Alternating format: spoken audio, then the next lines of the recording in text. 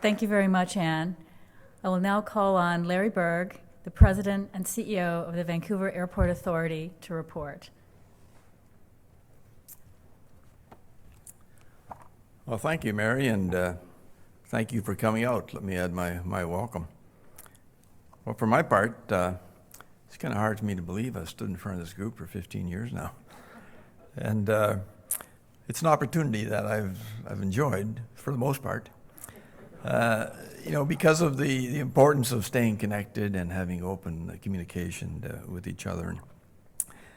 I expect, in fact, I'm pretty sure that there's several of you out here that have attended this event for all or most of those 15 years. I'm just thinking that maybe we ought to get a life. What do you think? We'll go golfing or something. Chat over golf. Well, I'm going to resist the urge today to talk about the past. Rather, I'm going to talk about how we're positioning YVR to meet the challenges of the future. And we all know that the future isn't what it's used to be. In fact, it isn't going to be what we imagine it to be today. It's going to be different.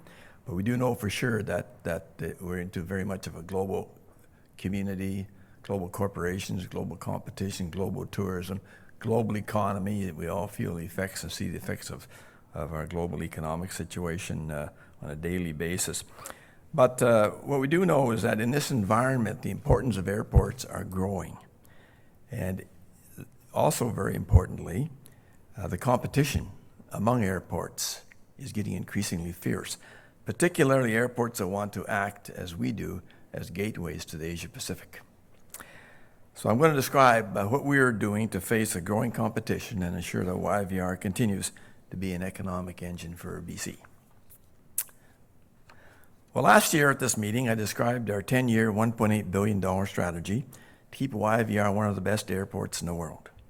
And part of that investment is targeted at improving our performance as a gateway. You might remember that I talked about an area where we're not competitive. That's the connecting time between international and domestic flights. To be competitive as a gateway, those connections must take less than an hour. They take 90 minutes, and some airline colleagues might say even longer today. Well, to achieve that standard requires both a regulatory change and physical changes to our facility. On the regulatory front, I'm very pleased to say that working with our colleagues in Transport Canada and the Canada Border Services Agency, we've largely resolved the regulatory issues, so we can now make it faster and easier for passengers and their bags to make connections. I want to commend those agencies, and some of the staff are here today, because so much of our success depends on us working collaboratively together on creative solutions. On the facility side, which is always one of our favorites, construction has already started on 2 major gateway projects, and planning for the third and the final project is well advanced. These projects are visible primarily from airside, so you won't see them if you're in the terminal at this stage, but down the road they will become increasingly visible, but you can certainly see them well from the airside. The first project is a major upgrade to the south end of the domestic terminal. And besides the gateway benefits that this will offer, it's going to deliver enhanced customer service. We're going to give customers who use A Pier and B Pier the same ambience, the same level of service and experience with those who are using Pier C, which we renovated a few years ago. The second project includes new post-security passenger corridors and a high-speed baggage transfer system, both of which are essential to speed connections. Both these projects will be completed by the end of 2015. And the third project will include a new satellite border inspection facility. So connecting passengers and bags will not go through the main arrivals customs hall downstairs. They'll stay on level 3 and be processed and go to the hold rooms right there. And once these projects are complete, we will meet our goal of connections under an hour. Well, as you well know, the past 20 years have saw enormous changes to the passenger experience, from check-in to security screening to border clearance. Most of this arose after 9/11. During this period, YVR has championed some game-changing technology, from self-service check-in kiosks to the Nexus Trusted Traveler program, all to meet new security standards while maintaining customer service. And more recently, working with government organizations and our business partners, we saw that we needed a practical solution to end lengthy lineups in our arrivals hall. They could go as long as 90 minutes at times.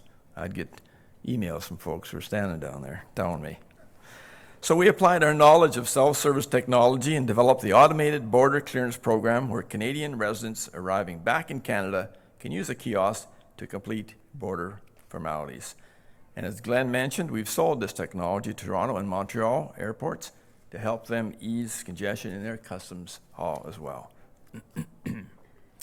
And earlier this week, in fact, it was Tuesday, we had the official launch of a similar program in the U.S. pre-clearance facility, the completion of U.S. border formalities at a self-service kiosk. Again, this program is a result of a partnership. We had suggested this idea. By we, I don't mean me, it was Kevin Malloy and Paul Mewett, part of my team here, suggested this idea to U.S. Customs and Border Protection, and together they developed a solution that benefits U.S.-bound travelers. We're also selling this technology to airports in the U.S. In fact, you might have read in the paper the other day that Chicago O'Hare, I think, was the first airport to buy this, and they certainly won't be the last in the U.S. It's a great thing. Well, I want to stress that these border solutions are about security and convenience. We're not sacrificing one for the other. In fact, I think security would be enhanced because officers have more time to spend with high-risk travelers. Well, we aren't just focusing on the arrival end of the trip. We want pre-board screening to be just as easy. We've worked closely with CATSA to that end. CATSA is operating a pilot program shown on the screen known as eGate that allows Nexus card holders to use an expedited lane at pre-clearance. To enter the lane, they scan their Nexus card and the boarding pass, and the gate that's shown there opens.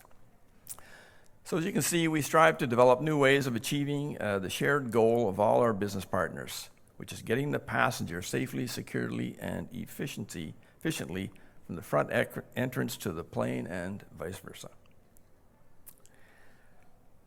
Well, I read where the CEO of FedEx had said, air transportation now serves as a circulatory system of the global economy. Route development, business development, and regional economic development go hand in hand. Well, we work very hard to attract new air services to YVR. As Glenn mentioned, we're in the third year of our Gateway Incentive Program, a 5-year program where we froze airline fees at 2010 levels, essentially making new flights free. And we have been a staunch advocate, supported by business groups, the province, local governments, for air service liberalization, making it possible to have broader access to foreign markets. I think Rob Howard might be here today. I want to take you as an MLA from Richmond. I want to say that Rob has really worked hard on this file. And if you hear Rob, I want to thank you. And if you're not, I'll phone you and we'll have. He is. Good. Okay. Hear it up.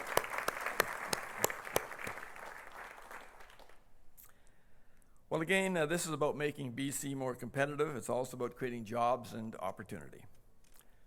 And a week from today, we'll welcome a new daily seasonal service to Munich by Lufthansa. That one service will result in 94 jobs at YVR and another 228 jobs in the tourism sector.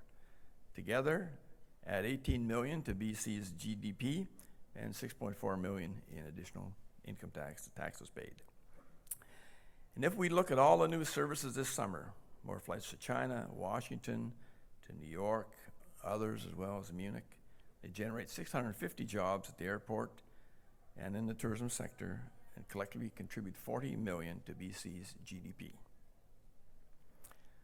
Well, returning to China for a minute, this summer, YVR will offer, it says 72, I'll debate this with my colleagues, I think it's number 75.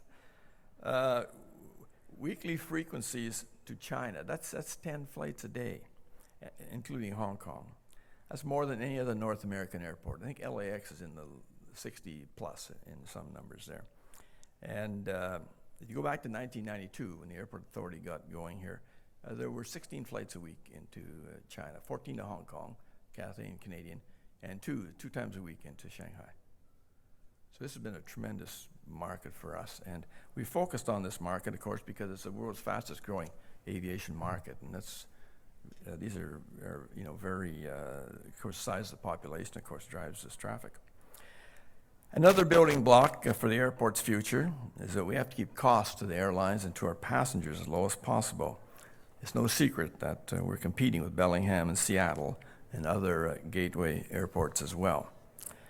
And that's why we take such pride in our duty-free restaurant, retail, service operators at the airport. And I want to thank our partners who are here today. We're proud of your accomplishments. Not just because, of course, they provide great service to YVR customers, but not surprisingly, they also earn revenue for us. And we don't want to be in a position, we can't be in a position of just relying on airline charges to run this airport. It just simply wouldn't work. So we rely upon that revenue as well. So with this, I'm confident that YVR is well positioned to meet the challenges of the future. Here's my favorite slide, but I think Steve kind of stole my punchline there. Steve mentioned that YVR was voted for the #1 airport in North America for the 4th year in a row. What he didn't mention was we were also voted #1 in the world among airports under 20 million passengers, which is how they kind of divide these surveys. And overall in the world of all airports, we were 8th. So if we're up against the big guys, Hong Kong and Incheon, Korea, and some of these airports, probably in 8th in the top 10 is really to do very, very well. So my compliments to all of you for that.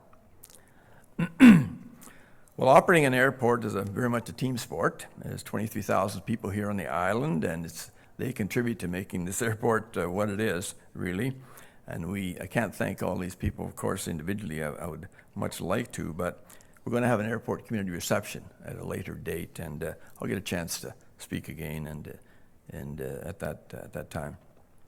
But there are some people I would like to say thank you to specifically today, and first is our current chair, Mary Jordan, and our board members who have really served this airport and this community very, very well with their efforts, and have been such a great help to me, so I want to thank you for that. And my executive team, I'm proud to say they're the best team in this business. And I know I went to a lot of airports and met with a lot of airport people, and this team at YVR would be widely acknowledged as among the very best teams. So I want to thank you, and I'd also want to thank an amazing group of 400 people, the employees of the Airport Authority. Their heart and soul are in this airport. They really want to make it one of the best, and our success is due really to their efforts. So with that, thank you.